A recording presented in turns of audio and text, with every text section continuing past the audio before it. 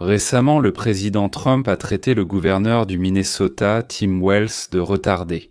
Eh bien, en russe, on dit débile, mais je ne suis pas d'accord avec ça, c'est quelqu'un qui couvrait le vol. 8 milliards de dollars, voire plus d'ailleurs, provenant du budget de son propre État, ce n'est pas un débile. Peut-être qu'il fait semblant d'être un idiot, il écarquille les yeux, il rit bêtement, c'est vrai, au moins il ne fait pas encore de bulles avec la bouche. Mais c'est la plus grande escroquerie, la plus grosse manipulation budgétaire de l'histoire des États-Unis d'Amérique. Et c'est pourquoi Tim Wells est un champion. Il mérite d'être inscrit dans le livre Guinness des records. Et vous, êtes-vous un idiot ? Oui. D'après ce que nous avons découvert jusqu'à présent, nous pensons que l'opération frauduleuse somalienne au Minnesota est le plus grand vol d'argent des contribuables par fraude aux prestations sociales de l'histoire américaine. Nous pensons que nous n'avons fait qu'effleurer la surface de l'ampleur de cette affaire. Et vous connaissez toutes ces manipulations où l'on simule l'autisme chez des enfants qui, en réalité, ne sont pas autistes ? Ils prétendent inscrire des gens à des programmes alimentaires, alors qu'en fait, personne ne l'a jamais été. Et avec la participation à une fraude massive, au mensonge, au vol et à l'extorsion à une échelle que nous n'avons jamais vue dans l'histoire américaine. Le montant final dans cette affaire dépassera largement les chiffres déjà annoncés. Nous pensons que le gouvernement de l'État est entièrement impliqué dans ce système et nous croyons que ce que nous allons révéler choquera le peuple américain. Steve Miller estime que le chiffre de 8 milliards est sous-évalué, qu'il n'est pas définitif et que le montant réel des pertes budgétaires est choquant. Et il pense aussi, non sans raison. Je pense que la direction de l'État n'était pas seulement au courant, mais qu'elle participait activement à l'utilisation des fonds budgétaires. Et si c'est le cas, alors le gouverneur. C'est aussi l'ancien candidat à la vice-présidence des États-Unis du Parti démocrate Varjuga. Cependant, selon les données disponibles, il s'agit d'une nette sous-estimation. 75% des Somaliens du Minnesota vivent des allocations, mais cela sous-estime probablement fortement le véritable fardeau financier que représente la population somalienne. Plus des 3/4 des réfugiés venus de Somalie, disaient en 80% des émigrants, reçoivent une aide de l'État pour la nourriture, le logement, la santé, l'éducation et un peu d'argent pour les loisirs. Le gouverneur Wells ont averti les informateurs. Avez-vous vu l'attitude méprisante du procureur général? Le Congrès? Woumen Amar adopte une position défensive, mais apparemment, elle a des liens avec des gens ou du moins des personnes de son entourage proche. Monsieur semble impliqué, bien que cela ne soit pas encore prouvé. Pour l'instant, elle se défend fermement. Vous pensez que cela concerne tous leur indifférence, la somme d'argent, toute protection possible qu'ils auraient proposée? Oui, je pense que tu verras tout cela, Sean. Ce scandale va ébranler les fondements de la politique du Minnesota et de la politique américaine. Nous allons montrer que ce soit par ignorance délibérée, par le fait de détourner intentionnellement le regard ou par une connaissance directe. Les politiciens démocrates, les bureaucraties démocrates, les systèmes politiques démocrates et la population somalienne réfugiée ont trompé le peuple américain, détourné des milliards de dollars des contribuables et se sont livrés à des escroqueries à peine croyables, à des fraudes d'une audace que nous pouvons à peine imaginer. Cela souligne vraiment à quel point le Parti démocrate a utilisé la migration comme une arme contre le peuple américain afin d'obtenir le pouvoir politique aux dépens des citoyens américains. Ils volent par leur argent, ils volent leur voix, ils volent leur souveraineté. Ce sera un exemple concret des arguments du président. C'est un outil que le Parti démocrate a utilisé pour dépouiller complètement le peuple américain. Nous venons juste de discuter de la façon dont l'État profond a organisé la persécution de Trump et de nous tous qui n'étions pas d'accord avec leur politique. Et bruyamment, dans mon cas, je m'exprimais ouvertement. Sean, écoute, c'est la norme. Toute personne entrant légalement dans le pays doit passer une vérification des antécédents, n'avoir aucun lien radical, subir un contrôle de santé et ne pas représenter une charge pour le peuple américain. Et bien sûr, on ne peut pas venir ici et exploiter le peuple américain. C'est la loi fédérale d'ailleurs, Sean, c'est la loi fédérale. C'est une loi fédérale qui existe depuis les années 1870, selon laquelle vous devez tout d'abord être financièrement autonome. Vous ne pouvez pas recevoir d'aide sociale. Et deuxièmement, votre sponsor doit signer un document juridiquement contraignant, promettant que l'étranger qu'il parraine ne bénéficiera pas d'aide sociale. Si cela se produit, le sponsor devra rembourser la totalité du montant aux contribuables. Autrement dit, tout cela est déjà inscrit dans la loi depuis 4 ans et je pense même que la loi n'a pas été appliquée depuis encore plus longtemps. Concernant les États, les fédéraux n'ont pas le droit de vérifier. C'est la prérogative de chaque État, chacun étant comme un pays à part entière. Voilà comment ces groupes de bienfaiteurs, ces associations de gangsters, de politiciens et de fonctionnaires nous volent, vous et moi, pour des milliards. D'ailleurs, c'est une copie conforme de ce qu'a fait Poutine, selon l'idée du général Babkov. C'est la 5e direction, comme on l'appelle, du KGB. Oui, dans la ville qui s'appelait autrefois Leningrad et qui s'appelle aujourd'hui Saint-Pétersbourg. Et maintenant, les principaux médias ont enfin compris que Tim Walz, le gouverneur du Minnesota, qui d'ailleurs a été choisi pour une raison quelconque par Kamala Harris comme vice-président, est impliqué dans l'ignorance d'un vaste système de fraude alimentaire commis dans son État, principalement par des immigrés somaliens. Le New York Times ne néglige plus cette histoire. Ils ont couvert cela dans un rapport accablant qui, selon la citation, affirme que la fraude a submergé le système de services sociaux du Minnesota sous la supervision de Tim Walz. Histoire sensationnelle, exemple de fraude. Feeding Our Future, une organisation à but non lucratif, a reçu des fonds publics durant le COVID pour nourrir des enfants affamés.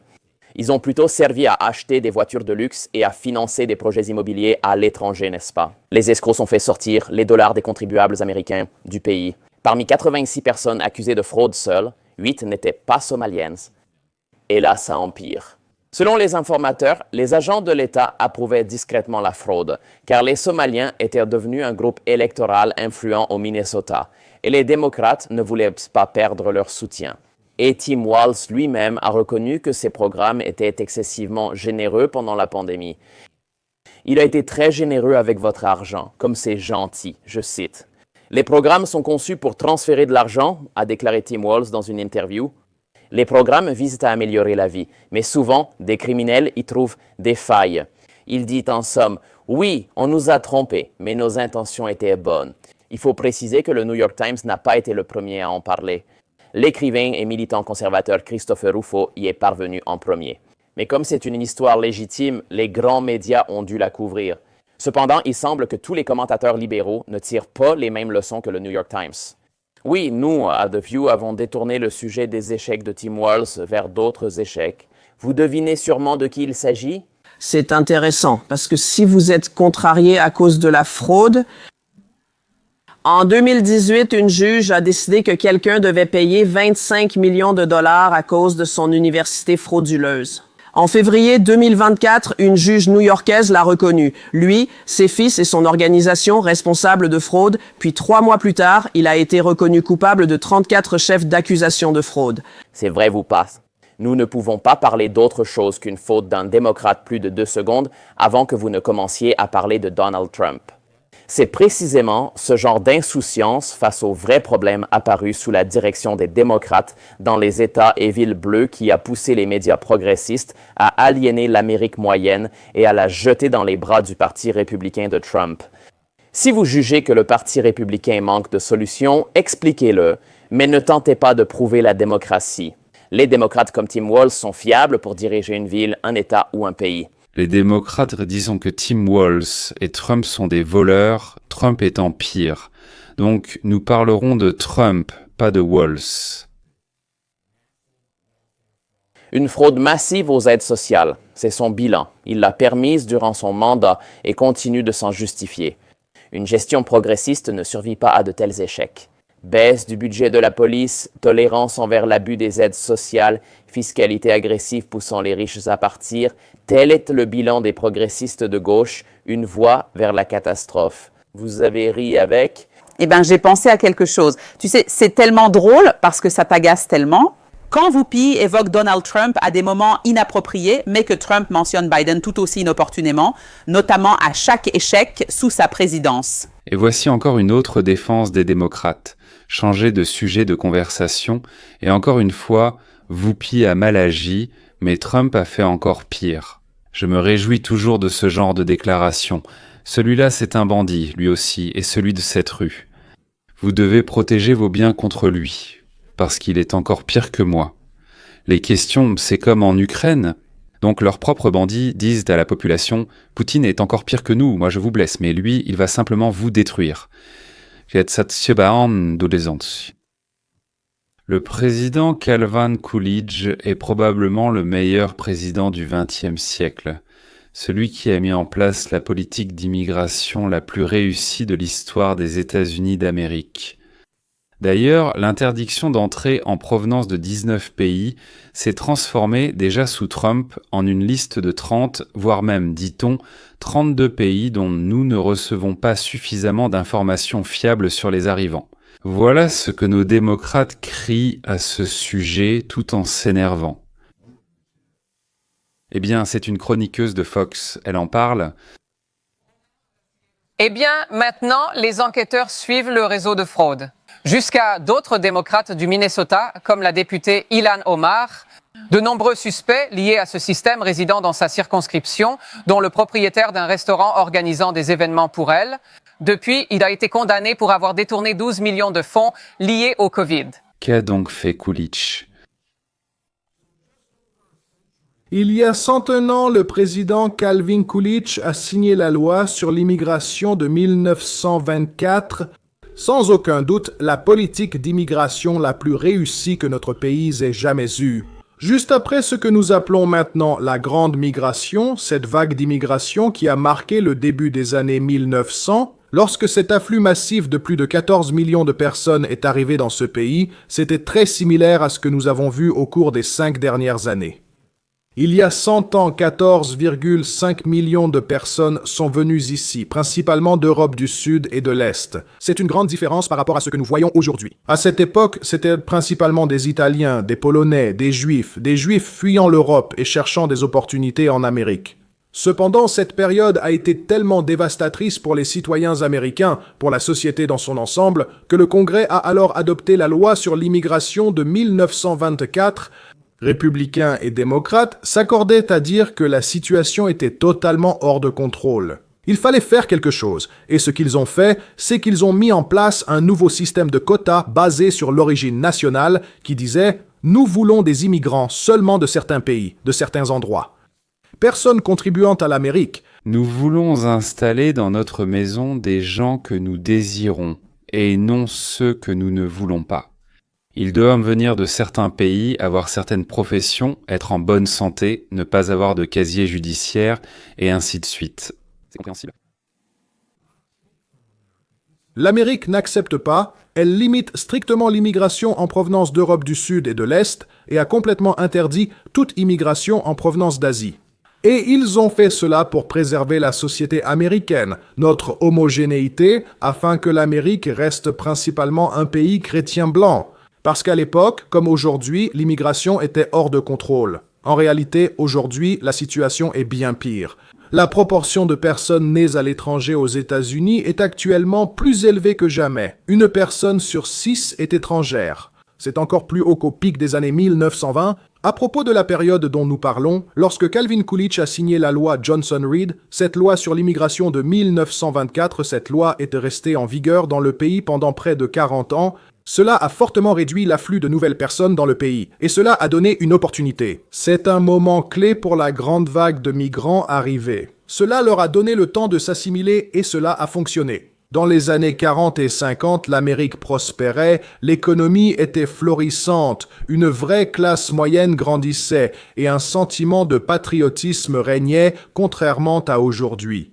D'une certaine manière, il y a 100 ans, nos politiciens comprenaient l'avantage de l'assimilation. Aujourd'hui, si vous attendez des immigrés qu'ils s'assimilent et adoptent les valeurs américaines, on appelle cela, pour une raison quelconque, du nazisme, une rhétorique nazie. Et maintenant, ce sont justement ceux qui détestent notre pays, mais vivent ici, qui se rassemblent sous la bannière de cette immigration qui détruit l'Amérique. Ilhan Omar. Je voudrais poser une question sur autre chose que Stephen Miller, l'architecte de la politique migratoire, a dite. Pour Thanksgiving, il a écrit « Aucun miracle ne se produit lorsque des pays défavorisés traversent massivement les frontières. Les migrants et leurs descendants reproduisent les conditions et les horreurs de leur patrie détruite. » Que pensez-vous de cet argument sur l'incapacité à s'assimiler et la destruction de l'Amérique, selon votre compréhension? Ilan Dimatorzok, Stephen Miller, Stephen Miller, Stephen Miller, Stephen Miller, Stephen Miller, Stephen Miller, Stephen Miller, Stephen Miller, Miller, Stephen Miller, Stephen Miller.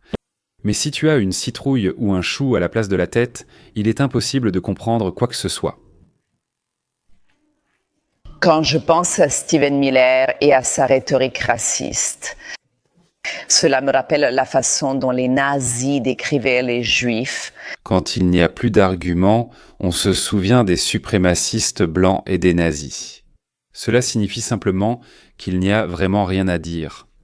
Et elle a aussi ajouté les juifs, alors qu'elle-même et tous les Somaliens adorent tout simplement les juifs. Ils ne peuvent tout simplement pas s'empêcher de les embrasser. Vous savez, comme nous le savons, de nombreux immigrés ont essayé de venir aux États-Unis, mais ils ont été renvoyés.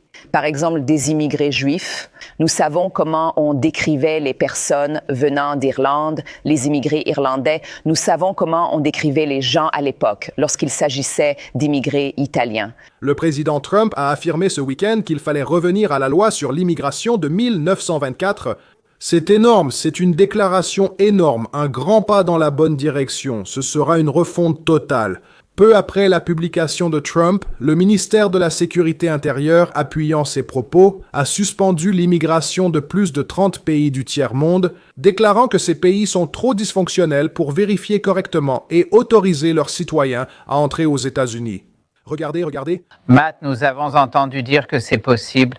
Elle s'étend à 32 pays. Pouvez-vous confirmer cela? Et quels pays sont ajoutés à la liste? Je ne vais pas préciser le nombre exact, mais il y en a plus de 30 et le président continue d'évaluer les pays. Écoutez, s'ils n'ont pas de gouvernement stable ni un pays autonome, nous dire qui sont ces personnes et nous aider à les vérifier. Pourquoi laisser ces gens de ce pays venir aux États-Unis? L'un des pays de cette liste est la Somalie ainsi que d'autres que vous voyez sur la carte. Plus encore, 11 pays, ce qui fait déjà plus de 30 pays. Actuellement, selon l'administration Trump, ce sont tous des pays du tiers-monde avec des gouvernements défaillants. Comme mentionné, l'un d'eux est la Somalie. Un pays qui a beaucoup bénéficié de l'administration précédente, qui a accordé le statut de réfugié, un statut légal à de nombreuses personnes vivant actuellement dans le Minnesota, à des milliers de Somaliens. Biden a accordé le statut de protection temporaire. Beaucoup d'entre eux ont également reçu des billets d'avion gratuits, des billets d'avion gratuits, juste pour venir dans notre pays. Au moins, les migrants d'Amérique latine ont fait de grands efforts pour arriver ici, parcourant des milliers de kilomètres et laissant leur vie derrière eux. Cette liste de pays est très différente de celle d'il y a 100 ans. Il y a 100 ans, 14 millions de personnes venaient d'Italie, de Pologne, de Russie. Aujourd'hui, nous importons des gens de ces pays. Comment cela peut-il être une bonne idée? Évidemment non, et nous le savons, car l'un de ces pays, c'est la Somalie. Actuellement, ce pays est au cœur même de cette escroquerie de plusieurs milliards qui a volé 8 milliards de nos dollars d'impôts et les a renvoyés à un groupe terroriste. Nous en avons déjà parlé, comme comment le mal peut parfois donner naissance au bien. L'histoire de ce gigantesque vol a permis à l'administration de Donald Trump, en utilisant le sentiment du peuple, de soulever la question de l'arrêt de l'immigration. Non seulement des pays, disons, sous-développés d'Amérique latine, mais aussi des pays hostiles et sous-développés du Moyen-Orient. Par exemple, ces voleurs-là qui nous envinent avec une haine noire et mortelle. Les républicains de la Chambre et la chef des finances évoquent à peine un possible lien avec le terrorisme. Il a dit qu'ils commencent à étudier cela. Êtes-vous certaine que cette affirmation est fausse? Je suis tout à fait sûre maintenant parce qu'il y a des personnes qui ont été tenues pour responsables et condamnées. S'il y avait eu un lien entre l'argent qu'ils ont volé et le financement du terrorisme, cela aurait été un échec total du FBI. Les Somaliens, d'ailleurs, qui se sont installés dans le Minnesota en tant qu'immigrants il y a un siècle.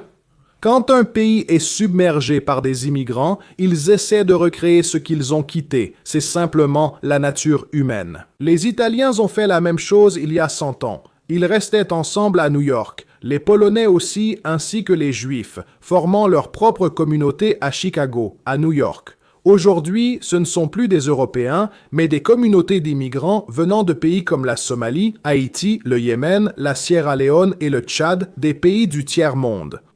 Le journaliste d'investigation Chris Rufo a très justement remarqué que la différence entre aujourd'hui et autrefois, c'est que les leaders de ces communautés immigrées, comme Ilhan Omar, ne ressemblent pas aux leaders d'autrefois. Ils protègent et couvrent ces criminels, les criminels de leur communauté qui commettent des fraudes. Regardez ce qu'il a dit. C'est stupéfiant, c'est choquant. Et l'histoire américaine traditionnelle dit que les immigrés arrivaient, ils adoptaient les coutumes américaines, ils apprenaient à parler anglais, ils essayaient de s'assimiler à la culture. Et s'il y avait de mauvais éléments dans leur propre culture, par exemple, les Italo-Américains ont dû rejeter et corriger l'activité criminelle liée à la mafia. Des Italo-Américains célèbres comme Rudy Giuliani combattaient la mafia.